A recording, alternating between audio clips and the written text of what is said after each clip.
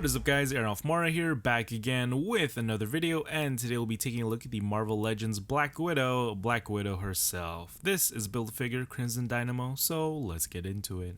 Now taking a look around the packaging, you got the Black Widow on the top, pictures of Black Widows on the side and on the back, which is that same artist rendering as we've seen before with Taskmaster. Pause if you want to look and read at those. And on the bottom you have the UPC, so scan it if you want it. And without further ado, let's get into it.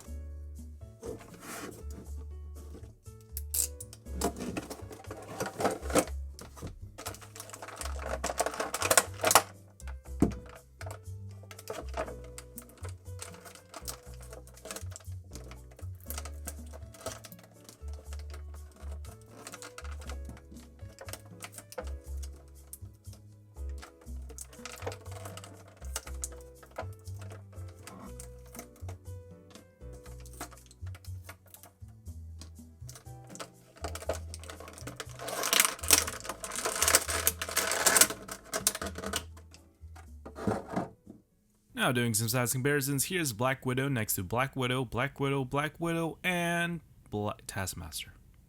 Also a couple of Avengers.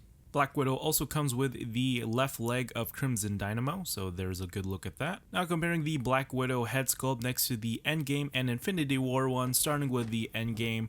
As you can see, the hair color is pretty much almost the same. It's a little bit darker since there's some black washing and a couple of highlight details in the Black Widow movie one. But you can see the sculpt is drastically different. Same thing with the Infinity War one, even though they kind of have a slight smirk to them, it's a completely different sculpt and the digital printing tech is also different. Seems like she's a little bit more squinting on the movie figure. Now if you want, you could also do head swaps from the Endgame to Black Widow, or the other way around with the Infinity War with the Black Widow. And you can see the neck is a little bit long and looks awkward. Plus the neck itself from the movie figure, it is a little bit wobbly. Same thing with other Black Widow figures, so be on the lookout for that. And lastly, just comparing the bodies itself, the body mold from the Infinity War one, I just took off the vest. It looks pretty much the same with the Black Widow movie figure. It looks like they took that Infinity War mold and added sculpting details like armor details that weren't there before. I don't know if I'm right, but they do kind of look similar. But what they did change or tweak a little bit is the foot itself. This blocky one on the Infinity War one looks terrible as opposed to the slimmer one on the Black Widow. I just like that sculpt a little bit better. So taking a look at Black Widow's accessories here, starting off you get a pair of fists here, basically sculpted fist. There are some paint details which is gray, and you can see it's not painted all the way through the peg because of rubbing issues, but this is what it looks like on the figure if you want to do some shooting poses or fighting poses, whatever you want. Next up you get a pair of Glocks or some pistols right here, which are molded out of a gunmetal gray plastic. As you can see, there's some nice texturing details in the handle, and the slide itself is also sculpted, with the chamber also sculpted as well. And you get the batons here that we see in the movie. Though they are not movie accurate, they are molded out of that same gunmetal gray plastic. Now these guns or batons can be stored on the back right here, so you just slide it in. But if you slide it in too much, it will stick out the bottom right here. And also one thing to note, when moving the head around, the batons get in the way, but they are made of a soft rubbery plastic. You could also store her Glocks as well on these holsters on the side, which do fit pretty nicely. And these are the batons on the figure, though they are not as movie accurate. I prefer the Infinity War ones, which look a little bit better, but they are a little too big for her. And this is what the guns look like on the figure. So, taking a closer look at Black Widow here, starting off with that head sculpt, it really does look like ScarJo.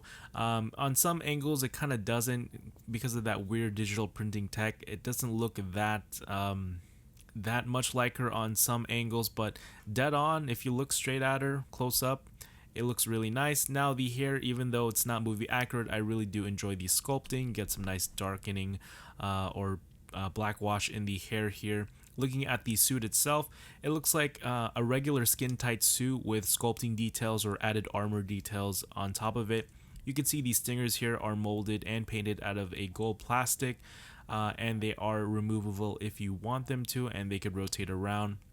And looking at the weapon holding hand here, kind of has the roll of the dice motion, which I'll get into later on in the articulation part. Looking at some sculpting details continued throughout the torso or abdomen area. It's painted all the way through, and you can see this part right here is a separate piece, and it's not removable, so don't try doing that. But looking at the rest of the figure, pretty much basic paint details and sculpting details. You can see the very shiny black boots here with the nice sculpting in the feet, and she has peg holes at the bottom as well.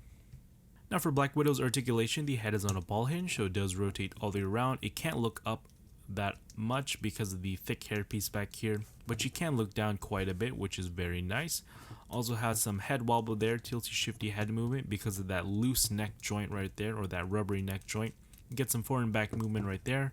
Arms do rotate all the way around. They bend outward that far at 90 degrees and inward quite a bit, which is nice. You also get a single jointed elbow, but you get over 90-degree bend and rotation at the elbow all the way around.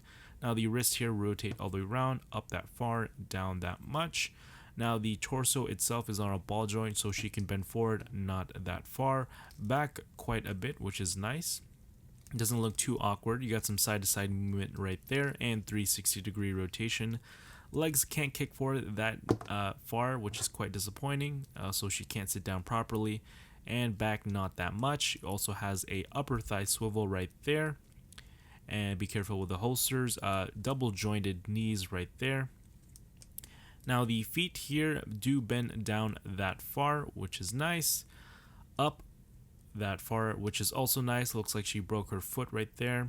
And no ankle pivot because it does rotate at the foot, but no ankle pivot whatsoever due to the way how it's sculpted. And legs move outward that far. And doing the pivot test, I don't know, I'm contradicting myself here, but balancing it, let's try that.